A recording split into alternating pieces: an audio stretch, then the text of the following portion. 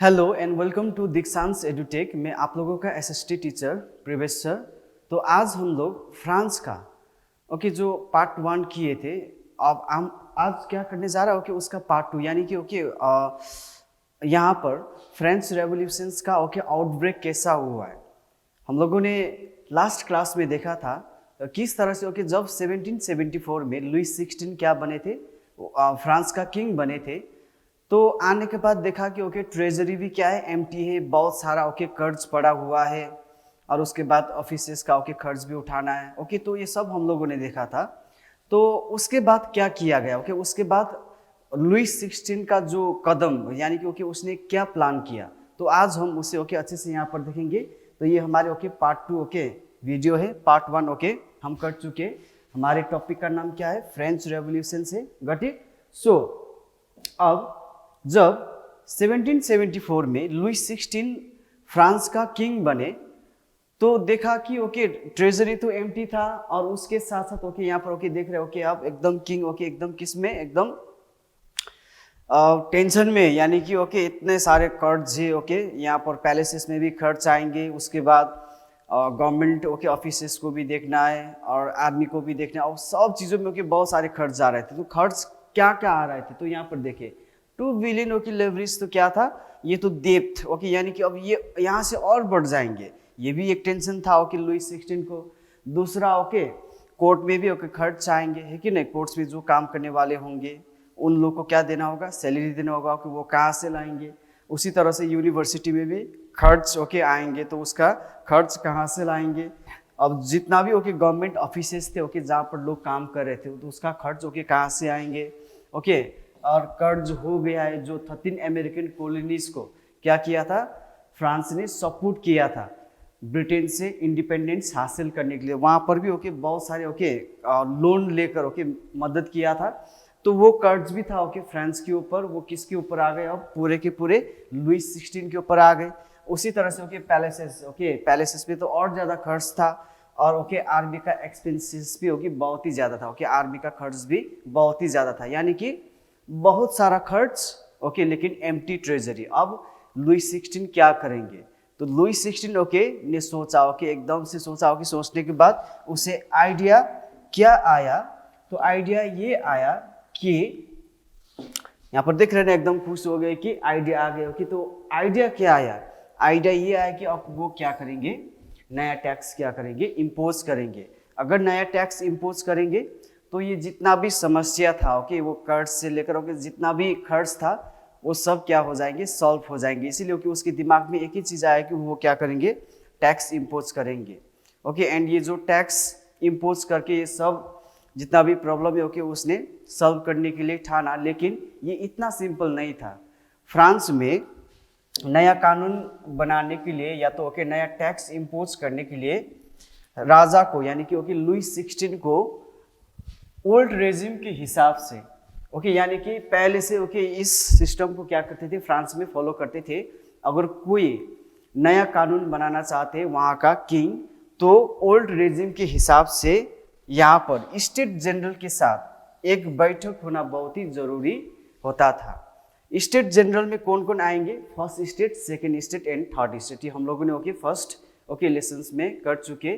First state में clergy, second state में nobility and third state में कॉमन पीपल। जो भी हो गया सब टीचर से लेकर ट्रेडर्स से लेकर मर्चेंट लॉयर सब ये किस में आते थे, थर्ड स्टेट में आते थे। यानी कि स्टेट जनरल का मतलब ये हो गया, स्टेट जनरल का मतलब ये हुआ कि फर्स्ट स्टेट उसके बाद सेकेंड स्टेट और उसके बाद थर्ड स्टेट। यानी कि यहाँ का जो मेंबर है इनका जो रिप्रेजेंटेटिव है इन लोग के साथ बैठक बैठा के यानी कि इन लोग को बुलाकर मीटिंग करके ही क्या कर सकते, नया कानून को बना सकते फ्रांस में। ये कौन कहते थे, ओल्ड रेजिम। ये ओल्ड रेजिम के रेजिम का हिसाब से ये करना बहुत ही जरूरी था फ्रांस में। एंड लुइस 16 ने ये किया भी। तो उसके बाद यहाँ पर आप फोटो में देख भी रहे यहाँ पर हो गया किंग हो गया यहाँ पर नोबिलिटी हो गया, ओके यहाँ पर क्लर्जी बैठा हुआ है, ओके यहाँ पर आप लोग देख रहे हैं थर्ड ओके स्टेट के रिप्रेजेंटेटिव बैठे हुए, ओके रिप्रेजेंटेटिव आप लोग जानते हैं, यानी कि सब ओके पीपल को तो नहीं बुला सकते, जिन जिन को ओके चुनकर भेजेंगे ओके वो लोग ओके इस बैठक में यानी कि ओके इस थर्ड स्टेट के मीटिंग में क्या करेंगे, बैठेंगे। तो फाइनली लुई 16 ने क्या किया कि 5 मई 1789 में स्टेट जनरल का ओके बैठक ओके बुलाया, यानी कि ओके लुई 16 यानी कि फ्रांस का ओल्ड रिजिम के हिसाब से किंग के पास इतना पावर तो था कि वो बैठक ओके कर सकते थे, यानी कि okay state general first state, second state and third state के ओके रिप्रेजेंटेटिव को बुलाकर वो मीटिंग कर सकते थे। ओके ये किसके ऊपर निर्भर करते थे, यानी कि डिपेंड करते थे किंग के ऊपर, कभी भी ओके जब भी वो ये मीटिंग करवा सकते थे। इसीलिए 5 मई 1789 में ओके डेट एकदम इंपॉर्टेंट होती है हिस्ट्री में, इसीलिए याद कीजिएगा 5 मई 1789 में फ्रांस का ओके किंग लुई 16 ने स्टेट जनरल का क्या किया, होल्ड किया, यानी कि फर्स्ट स्टेट के रिप्रेजेंटेटिव को भी बुलाया, सेकेंड स्टेट के रिप्रेजेंटेटिव को भी बुलाया और थर्ड स्टेट के रिप्रेजेंटेटिव को भी बुलाए। और उसके बाद ओके वो जो नया कानून यानी कि ओके नया टैक्स इम्पोज करना चाह रहे थे, तो वो बात ओके स्टेट जनरल में उसने रखा। ओके यानी कि अगर हम देखा जाए तो फर्स्ट स्टेट से ओके कितना रिप्रेजेंटेटिव आए थे, 300 रिप्रेजेंटेटिव आए थे।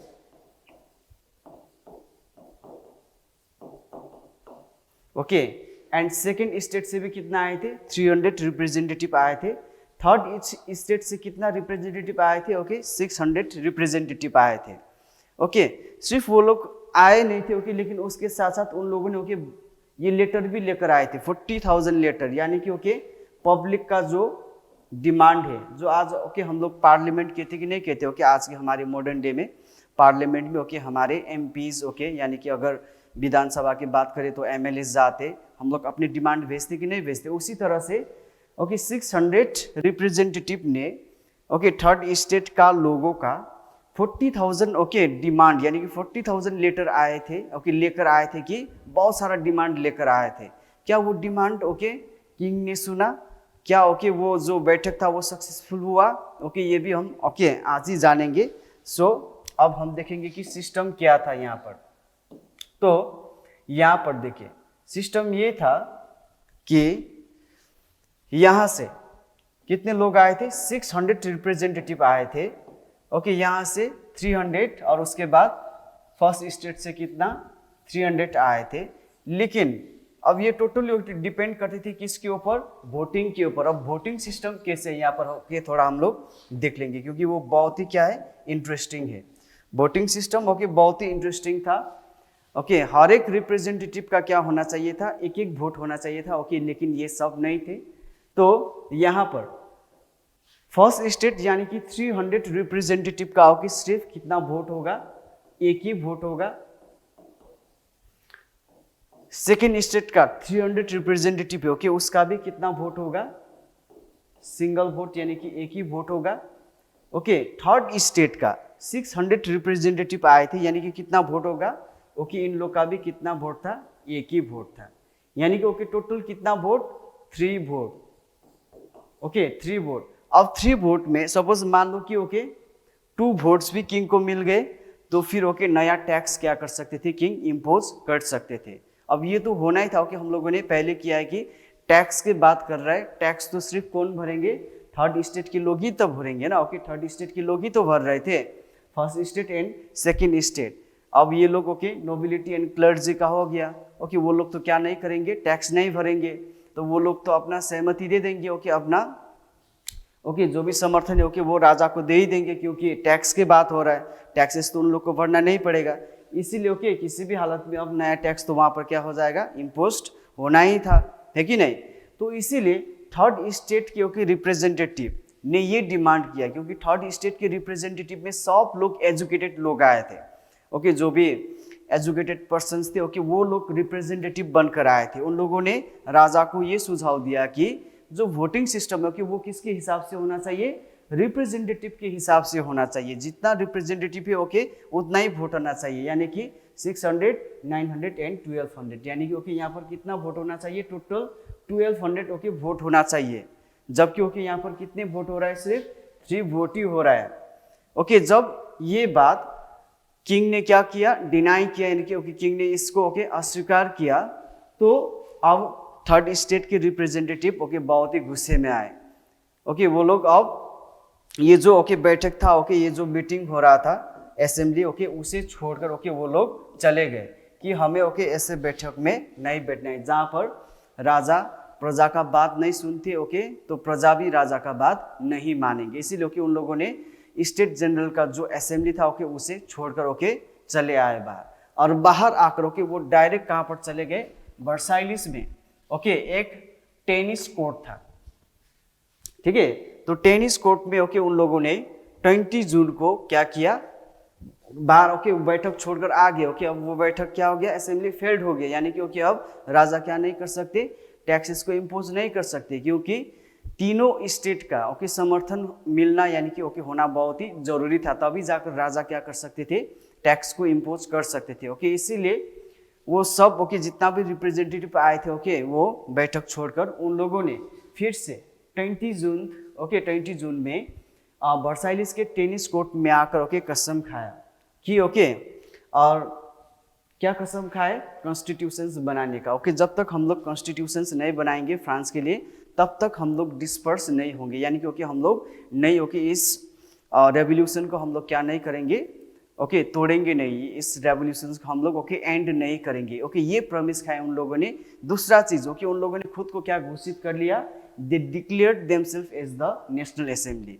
आज से हम लोग ओके थर्ड स्टेट के पीपल नहीं है, आज से ओके हम लोग क्या है, नेशनल असेंबली है। और ओके नेशनल असेंबली क्या बनाएंगे, कॉन्स्टिट्यूशंस बनाएंगे, किसके लिए, फ्रांस के लिए। ओके, और मोनार्की का पावर को क्या करेंगे, कंट्रोल करेंगे, ठीक है। एंड इसका जो मेन लीडर था, ओके यहाँ पर लीडर देख रहे ना आप लोग, ये जो लीडर था ये मिराबियो एंड अब्बे सियस थे। अगर यहाँ पर देखा जाए कि ये जो मिराबियो है ओके एंड अब्बे सियस है, ओके ये मिराबियो की ये नोबिलिटी यानी कि सेकेंड स्टेट से ओके ये बिलोंग करते थे, लेकिन ये भी ओके किसको सपोर्ट करते थे, थर्ड स्टेट के लोगों को ही सपोर्ट करते थे, क्योंकि ये भी चाहते थे क्योंकि फ्रांस में क्या आए, चेंजेस आए, जो भी ओके सिस्टम है फ्रांस का वो अच्छे बने। इसीलिए ओके मिराबियो वो नोबिलिटी से ओके यानी कि सेकेंड स्टेट से बिलोंग करते हुए भी ओके उसने नेशनल असेंबली में ओके ज्वाइन करके थर्ड स्टेट लोगों को क्या किया, सपोर्ट किया। उसी तरह अब्बे सियस ओके ये फर्स्ट स्टेट यानी कि क्लर्जी से ओके ये क्या करते थे, बिलोंग करते थे। तो ये दोनों ओके मेन लीडर रहा किसका, नेशनल असेंबली का। और उस दिन ओके इतना ओके बढ़िया ओके इतना अच्छा ओके स्पीच दिया कि और सब लोगों का आपका हौसला और क्या हो गया, बढ़ गया। सब लोग बहुत ही ज़्यादा क्या हो गए, इंस्पायर्ड हो गए। किसके बारे में, कॉन्स्टिट्यूशंस के बारे में। और दूसरा चीज, to control the power of monarchy. Okay, तो ऐसा स्पीच दिया okay Mirabeau okay and Abbe okay Sieyes ने कि सब लोग बहुत ही ओके प्रोत्साहित हो गए। हाँ सच्ची में ओके हम लोग को क्या बनाना पड़ेगा, कॉन्स्टिट्यूशंस बनाना पड़ेगा। ओके, तो उस दिन ये हुआ था। ओके, यहाँ पर भी ये हो same. Okay, 20 June on tennis court. Okay, oath भी कहते, टेनिस कोर्ट था एक ओके वर्साइलिस में। वहां जाकर ऑर्थ का मतलब ओके कसम खाना। उन लोगों ने कसम खाया कि नंबर 1 हम क्या करेंगे, संविधान बनाएंगे, ठीक है। नंबर 2 उन लोगों ने क्या किया, खुद को थर्ड स्टेट को क्या घोषित किया कि हम लोग आज से क्या है, नेशनल असेंबली है, यानी कि देश को चलाने वाले ओके जो भी कानून बनाएंगे ओके नेशनल असेंबली बनाएंगे। ओके, एंड नंबर 3 वो लोग क्या कसम खाया कि हम किंग का पावर को क्या करेंगे, कंट्रोल करेंगे, यानी कि लिमिट करेंगे। ओके, इतना एब्सोल्यूट ओके पावर था, इतना ओके ज्यादा पावर था किंग का, उस पावर को लिमिट करना बहुत ही क्या था, जरूरी था। ओके, ये ओके 3 प्रण ओके उन लोगों ने ले लिया। और उसके बाद ओके वो लोग क्या हो गया, काम पे लगे। नेशनल असेंबली में ओके जितना भी मेंबर था, representative okay along with Mirabeau okay and अब्बे सियस, सब लोग संविधान बनाने में क्या था, ओके बिजी था। ओके, कैसा होना चाहिए ओके फ्रांस का संविधान, ओके इस चीज में वो लोग लगे हुए थे। ओके, सब लोग बिजी थे। तो तभी ओके यहाँ पर क्या होता है, ओके जो हम लोगों ने फर्स्ट पढ़े हैं, तो उस time national assembly okay was busy in making constitutions. Okay, वो लोग तो बिजी है कॉन्स्टिट्यूशंस बनाने में। और उसी समय ओके सीवियर विंटर था। सीवियर विंटर के कारण ओके वहाँ का हार्वेस्टिंग यानी कि ओके फार्मिंग भी क्या हो गया था, ओके बहुत ही ओके डिस्ट्रॉय हुआ था, यानी कि ओके बहुत ही खराब हुआ था, बैड हार्वेस्टिंग हुआ ओके सीवियर विंटर के कारण। और ओके उसके कारण से बैड हार्वेस्टिंग होने के कारण से ओके फूड का दाम यानी कि ओके ब्रेड का ओके प्राइसेस बहुत ही क्या हो गया, बढ़ गया। ओके एंड बहुत सारे वुमेन्स ओके बहुत सारे ओके लोग फ्रांस के लोग एकदम Q means okay long Q means line में ओके इस तरह से ओके बैठा हुआ था क्या खरीदने के लिए, सामान यानी कि खाना खरीदने के लिए। एंड ओके इतने ओके समय तक वो लोग खड़े रहा तब भी ओके उन लोग का टर्न नहीं आ रहे थे। ओके कैसा होगा, गुस्सा आएगा कि नहीं आएगा। ओके तो वो लोग भी ओके गुस्से में होते हुए भी ओके अब खाना तो खरीदना ही है, ब्रेड तो खरीदना ही है। ओके चाहे उसका दाम जितना भी हो खरीदना ही है। तो एकदम लाइन में बैठा हुआ था। तो कहीं से ओके वहाँ पर र्यूमर आते जो हम लोगों ने फर्स्ट में किया था, र्यूमर ओके ये खबर आते कि किंग का ट्रूप्स आ रहा है पेरिस में और जल्दी ओके वो लोग क्या करेंगे, लोगों के ऊपर फायरिंग करेंगे। जब ओके ये न्यूज़ ओके उन लोगों को सुनाई दिए तो ओके वो लोग एकदम गुस्से में आया। तब ओके उन लोगों ने वहाँ पर क्या करना शुरू किया था, ओके दंगा फसाद करना शुरू किया था। जैसे ओके हम लोगों ने फर्स्ट क्लास में किया, गवर्नमेंट बिल्डिंग के अंदर घुसे ओके और बेस्टाइल को क्या कर दिया, ख़त्म कर दिया। तो ओके वहीं से हमारे 14 जुलाई 1789 में ओके क्या शुरू हुआ था, हमारा फ्रेंच रेवोल्यूशंस ओके एकदम शुरू हुआ था। वहाँ से यही किए थे ना हम लोगों ने फर्स्ट में। तो ये था ओके उसका बैकग्राउंड स्टोरी। ठीक है, अब इसी तरह के बहुत सारा ओके बैकग्राउंड स्टोरीज, बहुत ही interesting okay background stories okay हम इस चैप्टर में करने वाले। तो टाउन में तो ओके अब रेवोल्यूशंस ओके स्टार्ट हो ही चुके थे। ओके लोगों ने बेस्टाइल को क्या कर दिया, तोड़ दिया है कि नहीं। बेस्टाइल स्टॉर्म में हम लोगों ने किया और उसी के साथ साथ ओके हम लोगों ने क्या भी देखा था कि वो लोग ओके अब फ्रेंच आर्मी के साथ लड़ भी रहे थे। ओके लड़ने के लिए भी वो लोग रेडी थे। तो ये तो हो गया हमारा ओके जो दृश्य ओके ये जो हमारा पिक्चर है ओके वो तो हमारा किसका हो गया, टाउन का हो गया। तो विलेज में ओके यानी कि कंट्री साइड में रेवोल्यूशंस हुआ कि नहीं हुआ, ये भी तो क्वेश्चन है ना।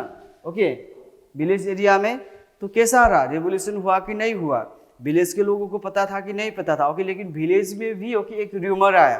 क्या र्यूमर आया, वो र्यूमर आया कि गांव के जो मैनर है, manner means okay rich person यानी कि जिसके पास बहुत सारा ओके जमीन है, जमींदार ओके, तो उसने ओके अपने आदमियों को भेज रहा है। किस लिए भेज रहा है, यहाँ पर ओके जो फसल से ओके हार्वेस्टिंग के टाइम में यानी कि राइप ओके ये करीब रेडी हो चुका था। ओके यहाँ का जो फूड ग्रेन है ओके एकदम हार्वेस्टिंग का ओके टाइम हो चुके थे।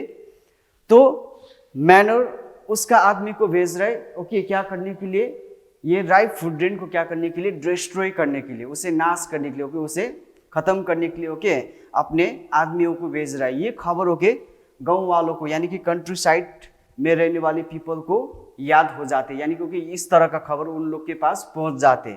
तब उसके बाद okay news of destruction of crop okay उन लोग को सुनाई देते। तब वो लोग क्या करेंगे, ओके वो लोग भी गुस्से में आए और उसके बाद मैनर यानी कि रिच पर्सन का ओके आलिशान महल को हम क्या कहते, ओके चैटियक्स कहते। ओके तो चैटियक्स में जाकर उसे तोड़फोड़ करना शुरू किया और उसके बाद ओके उन लोगों ने बहुत सारा ग्रेन भी लूटा ओके एंड जो बहुत सारे ओके डॉक्यूमेंट्स उन लोगों ने जलाए। ओके यहाँ पर जो मैन्यूरियल ड्यूज, मैन्यूरियल मीन्स ओके ये जो मैनर को देने वाले जो ड्यूज था उसने डॉक्यूमेंट में एकदम से ओके लिख कर रखे थे, उसे भी जला दिया। उसके अंदर जितना भी ग्रेन थे ओके उसे भी उन लोगों ने लूटा और ओके जितना भी नोबल्स थे ओके उन लोगों को भगाया। ओके बहुत सारे ओके नोबल्स को तो उन लोगों ने पिटा भी एंड जो ओके नोबल्स थे ओके वो लोग भागकर ओके दूसरे देश में चले गए अपने ओके जिंदगी क्या करने के लिए, बचाने के लिए। तो कंट्री साइड में ओके ये हुआ, क्लियर है। तो इस तरह के न्यूज़ के कारण ओके उन लोगों ने मैनर ओके यानी कि उसके घर में जाकर ओके आलीशान महल में रहते थे वो लोग ओके पैसे वाले थे ओके वो लोग पैसे थे ओके ऑब्वियसली घर अच्छे होंगे। तो वहाँ जाकर ओके उन लोग का आलीशान महल तोड़ा और उसके बाद ओके उसके अंदर से ग्रेन लूटा और उसके बाद ओके मैन्यूरियल ड्यूज का जो डॉक्यूमेंट था ओके उसे भी उन लोगों ने क्या कर दिया, जला दिया। एंड बहुत सारे ओके नोबल्स तो अपना देश छोड़कर ही ओके दूसरा देश में जाकर क्या करने लगे, रहने लगे। उसके बाद अब ये जो रेवोल्यूशन था ओके ये रुकने का नाम ही नहीं ले रहा था। ठीक है, किंग ने ओके बहुत प्रयास किया। अब किंग के ऊपर ओके बहुत सारा प्रेशर थे। ओके फर्स्ट भी हम लोगों ने किया है, इतने सारे खर्च ओके कार्ड्स ओके ये पूरा ओके उसका अब उसे बहुत सारा प्रॉब्लम ओके उसे क्या कर रहे थे, घेर रहे थे। इसी में से ओके अब पूरे ओके गांव में शहर में क्या हो रहा था, रेवोल्यूशन हो रहा था। तो अब वो कैसे कंट्रोल करेंगे, इसीलिए okay at last okay finally king को क्या करना पड़ा, एक्सेप्ट करना पड़ा। ओके, क्या एक्सेप्ट करना पड़ा? नंबर 1 तो नेशनल असेंबली को एक्सेप्ट करना पड़ा, दूसरा चीज ओके कॉन्स्टिट्यूशंस को एक्सेप्ट करना पड़ा। ओके, यहाँ पर तस्वीर में ओके आप लोग देख भी सकते हो ओके कि अब किंग क्या कर रहा है? एक्सेप्ट कर रहा है। Okay, recognition of national assembly, यानी कि जो नेशनल असेंबली बने थे ओके वो जो स्टेट ओके मीटिंग के बाद ओके जो लोग छोड़कर आए थे थर्ड स्टेट के representative along with Mirabeau okay Abbe Sieyes के साथ ओके जो बने थे नेशनल असेंबली, पहले ओके किंग क्या नहीं कर रहे थे? एक्सेप्ट नहीं कर रहे थे। लेकिन ओके अब इतना ज़्यादा रेवोल्यूशंस हो रहा था ओके इतना ज़्यादा समस्या है ओके देश का, तो इसीलिए ओके किंग कंपेल हो गए, यानी कि ओके किंग ने क्या किया कि हम क्या करेंगे? नेशनल असेंबली को भी ओके एक्सेप्ट करेंगे और उसके बाद कॉन्स्टिट्यूशंस को भी एक्सेप्ट करेंगे। उसके बाद फ्रांस क्या हो गया? France became a constitutional monarchy. ठीक है, अब नेशनल असेंबली क्या है ओके ये भी हम देखेंगे। ओके, तो नेशनल असेंबली का काम क्या है कि कानून बनाना, लॉ बनाना। ओके, और उसके बाद वो जो कानून बनाएंगे उसी कानून के हिसाब से किंग क्या करेंगे? देश को चलाएंगे। तो ये तय हो गया ओके, ये डिक्लेरेशन हो गया। और किंग ने क्या भी किया? एक्सेप्ट भी किया, क्योंकि उसके पास कोई दूसरा रास्ता थे ही नहीं। ओके, जिस हिसाब से रेवोल्यूशन हो रहा था कंट्री साइड में, टाउन एरिया में, अब उसे शांत करने के लिए भी और ओके उसके ऊपर इतना सारा खर्च था ओके उसे भी सॉल्व करने के लिए भी ओके उसे क्या करना पड़ा? नेशनल असेंबली को भी एक्सेप्ट करना पड़ा, कॉन्स्टिट्यूशंस को भी एक्सेप्ट करना पड़ा। उसके बाद ओके 4 अगस्त ओके 1789 में ओके फाइनली ओके संविधान को ओके लाया गया। ओके, एंड उसमें ये कहा गया, एक दो चीज यहाँ पर बहुत ही इंटरेस्टिंग। ओके, फर्स्ट क्या किया गया? जो हम लोगों ने पहले किया था, चर्च ने बहुत सारी जमीन को क्या करके रखे थे? कब्जा करके रखे थे। उसे क्या कर दिया गया? कन्फिस्केटेड मीन्स ओके उसे छीना गया। अब चर्च के पास ओके इतना सारा जमीन का कोई जरूरत नहीं है। जो जमीन है ओके अगर वो पेजेंट यानी कि फार्मर को देंगे तो वहां से इनकम होगा ना। तो चर्च तो ओके टैक्स भी नहीं भरेंगे, है कि नहीं? टैक्स तो कौन भरेंगे? वहाँ का थर्ड स्टेट के लोग भरेंगे, जिन लोग के पास ओके जमीन ही नहीं है, दूसरों का ओके जमीन कमाकर टैक्स भी भर रहा है। अगर वो जमीन उन लोग को मिल गए तो फिर ओके ज्यादा टैक्स किसको मिलेगा? गवर्नमेंट को ही मिलेंगे ना। तो इसीलिए ओके फर्स्ट क्या किया गया? जितना भी लैंड चर्च ने क्या किया था? कब्जा किया था, वो सब लैंड को क्या कर लिया? जब्त कर लिया। किसने? ओके नेशनल असेंबली ने। और दूसरा जो ये फ्यूडेटरी यानी कि फ्यूडल सिस्टम था ओके थर्ड स्टेट पीपल को जो सर्विस देना पड़ता था, nobility and clergy as well as okay king को, ये सिस्टम क्या कर दिया? एबोलिस्ट कर दिया, खत्म कर दिया गया। ओके, यहाँ पर फोटो में भी देख रहे हो ओके ये जो क्या हो गया? मालिक हो गया, लैंड का मालिक हो गया। ओके, अब इसने इसको जमीन दिया है, इसका रेंट भी ओके लेंगे, लेकिन उसके साथ साथ फ्री सर्विस भी ओके इसके लिए करना होगा, जिसको हम लोग क्या कहते थे? फ्यूडल सिस्टम कहते थे। ओके, उससे भी क्या कर दिया? खत्म कर दिया। तीसरा चीज ओके टैक्सेस सिस्टम को क्या कर दिया? एबोलिस्ट कर दिया। अब जो टैक्सेस सिस्टम लागू होगा ओके वो टैक्स सभी लोग भरेंगे। फ्रांस में जो जो लोग रहते ओके भले वो क्लर्जी हो या ओके नोबिलिटी हो ओके कोई भी हो, अब सब लोग अगर भरेंगे तो एक समान होके सब लोग टैक्स भरेंगे। ओके, इसीलिए वो जो टैक्स था तिथि एंड तैली ओके उसे भी क्या कर दिया? एबोलिस्ट कर दिया।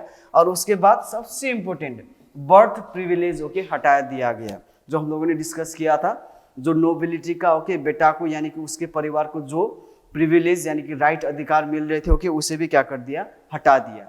ओके, कब हटा दिया? ओके 4 अगस्त 1789 में।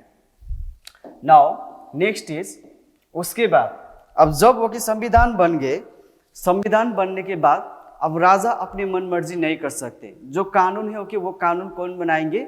नेशनल असेंबली बनाएंगे। नेशनल असेंबली में मेंबर रहेगा यानी कि रिप्रेजेंटेटिव रहेंगे ओके लोग वहां पर चुनकर भेजेंगे, वो लोग कानून बनाएंगे एंड वही कानून के हिसाब से ओके राजा फ्रांस को चलाएंगे।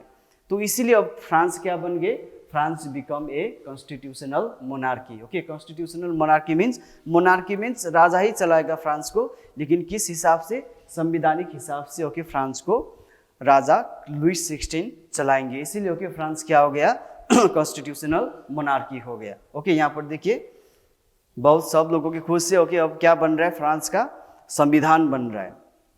अब संविधानिक हिसाब से ओके फ्रांस में क्या होगा? एडमिनिस्ट्रेशंस चलेंगे।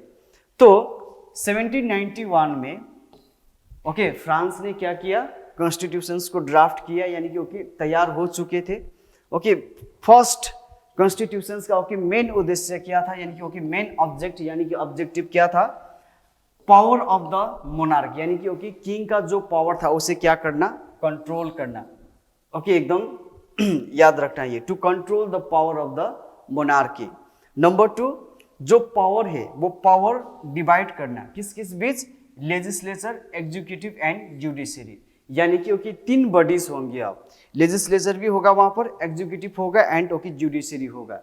ओके लेजिस्लेचर क्या बनाएंगे, कानून बनाएंगे। एग्जीक्यूटिव क्या करेंगे, कानून को लागू करवाएंगे। एंड ओके जुडिशरी क्या करेंगे, चेक करेंगे, यानी कि ओके न्याय देने का काम करेंगे। अब उसके बाद कॉन्स्टिट्यूशंस ओके बनने के बाद किंग का जो एब्सोल्यूट पावर था, यानी कि ओके एकदम एनॉर्मस ओके ह्यूज पावर था, अपनी मन मर्जी से ओके कुछ भी करते थे, ओके किसी भी हिसाब का कानून बनाते थे, वो क्या हो गया, अब टोटली खत्म हो गया, क्योंकि अब कानून कौन बनाएंगे, लेजिस्लेचर बनाएंगे। और उसके बाद ओके एग्जीक्यूटिव में तुम्हारा क्या आएगा, किंग आएगा। ओके किंग उस कानून को ओके फॉलो करके उसी के हिसाब से देश को चलाएंगे। ओके अब उसके बाद फ्रांस क्या बन गए, कॉन्स्टिट्यूशनल मोनार्की बन गए। क्लियर है? ओके नाउ नेक्स्ट ओके क्या है कि अब जो हम लोगों ने ओके यहाँ पर डिस्कस कर रहे थे, जो लेजिस्लेचर की बात कर रहे थे, ओके लेजिस्लेचर में नेशनल असेंबली आएगा, ठीक है, एग्जीक्यूटिव में किंग आएंगे, और ओके जुडिशरी में ओके बहुत सारे लोग वहाँ पर ओके इलेक्ट करके भेजते थे। ओके वो लोग क्या करेंगे, चेक करेंगे किसी कानून बना रहा है, ओके किंग सच्ची में ही ओके कानून को लागू करवा रहा है कि नहीं करवा रहा है। ओके तो यहाँ पर अब नेशनल असेंबली का जो मेंबर है, नेशनल असेंबली का जो मेंबर है ओके उन लोगों को चुनने के लिए ओके इलेक्शंस ओके होना बहुत ही जरूरी हो गया वहां पर। लेकिन इलेक्शन में ओके कौन वोट देंगे, ओके कौन वोट नहीं देंगे, ये बात आ गए।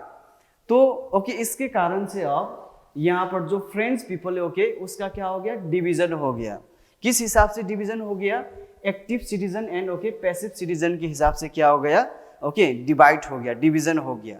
अब who are the active citizen and who are the okay passive citizens, ये ना, तो यहाँ पर ओके हम लोग देखते हैं, यहाँ पर देख रहे हैं ना, तो एक्टिव सिटीजन्स जो ओके उम्र होना चाहिए, उसका एज होना चाहिए अबव 25 ईयर्स, यानी कि ओके 25 साल के ऊपर के लोगों को ओके एक्टिव सिटीजन्स मानेंगे।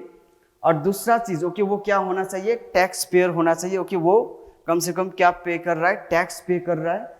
ओके कितना टैक्स पे कर रहा है, एटलीस्ट ओके जो वो काम कर रहा है ओके 3 दिन का वेजेस, यानी कि 3 डेज का ओके जो उसका काम करने का वेजेस है वो as a tax okay government को दे रहा है, तो उसे क्या कहलाएंगे, एक्टिव सिटीजन कहलाएंगे। ओके एंड उसे क्या दिया जाएगा, ये जो ओके यहाँ पर देख रहा है वोटिंग राइट दिया जाएगा, यानी कि एक्टिव सिटीजन ओके क्या कर सकते थे, वोट दे सकते थे। पैसिव सिटीजन्स ओके वोट नहीं दे सकते। लेकिन एक्टिव सिटीजन्स ओके होने के लिए नंबर 1 क्राइटेरिया क्या है, ओके 25 ईयर्स के अबव होना बहुत ही जरूरी है।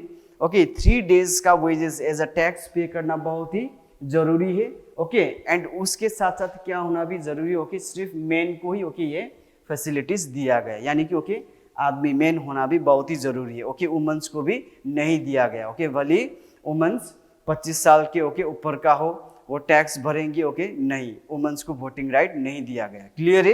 Active citizens.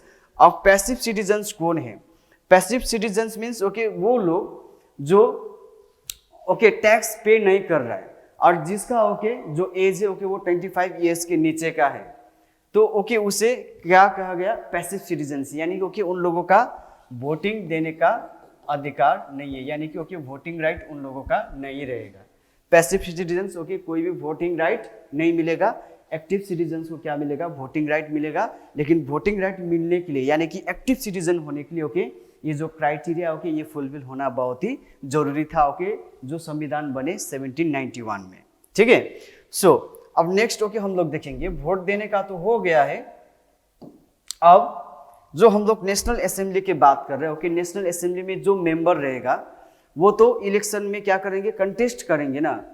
तो कंटेस्ट करने के लिए क्या होना ओके जरूरी था, यानी कि नेशनल असेंबली का मेंबर होने के लिए क्या होना बहुत ही जरूरी था। ओके यहाँ पर आप लोग देख रहे हैं, यानी कि हाईएस्ट ओके टैक्स पेयर होना बहुत ही जरूरी था। ओके जो लोग एकदम ओके अधिकतम ओके टैक्स क्या कर रहा है, पे कर रहा है सरकार को, यानी कि ओके उसे ही क्या करने का अधिकार दे दिया, वो नेशनल असेंबली का क्या बन सकते हैं, मेंबर बन सकते हैं। ओके यानी कि वो मेंबर ऑफ द असेंबली बन सकते हैं, तब जाकर ओके वहां पर नेशनल असेंबली में जाकर ओके वो काम कर सकते हैं। उससे पहले उसे मेंबर बनना है, लेकिन मेंबर बनने से पहले ओके उसे इलेक्शंस में खड़ा होना है, लेकिन इलेक्शंस में खड़ा होने के लिए ओके उसे क्या होना बहुत ही जरूरी है, हाईएस्ट ओके टैक्स पेयर होना बहुत ही जरूरी है। तो ओके आज हम लोग यहीं तक करेंगे। तो आज हम लोगों ने क्या देखा कि संविधान बन गए 1791 में। ओके संविधान बनने के बाद अब किंग का पावर को कंट्रोल करेंगे कौन, करेंगे नेशनल असेंबली।